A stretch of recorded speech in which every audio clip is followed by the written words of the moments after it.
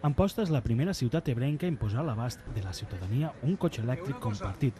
Sense voler competir amb el transport públic, la voluntat és senzilla. És organitzar a territoris, a la gent del territori, perquè de forma autònoma generi i posi en funcionament serveis de mobilitat elèctrica compartida. Elèctric sempre en la mesura renovables, amb energies renovables i compartits, perquè és la manera de trencar una mica amb la lògica d'aquell vehicle privat que tinc aparcat el 95% del temps sota casa meva.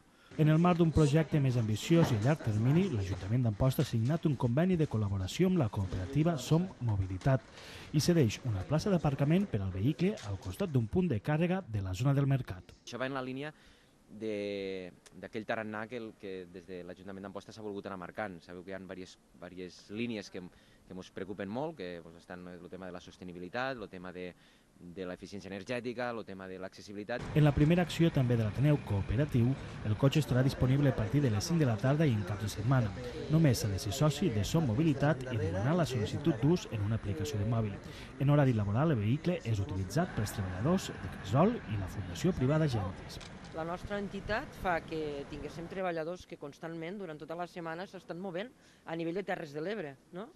I això el que ens permet, i estem veient que ens anant molt bé, és utilitzar aquest vehicle per fer desplaçaments a Terres de l'Ebre, que a més tenim un sistema de transport públic, que com sabeu, molt difícil d'utilitzar en aquestes necessitats laborals de desplaçaments interns. A Catalunya hi ha 9 vehicles elèctrics compartits. La voluntat de l'Ajuntament d'Amposta és incorporar properament un segon cotxe i ampliar el projecte a altres mitjans.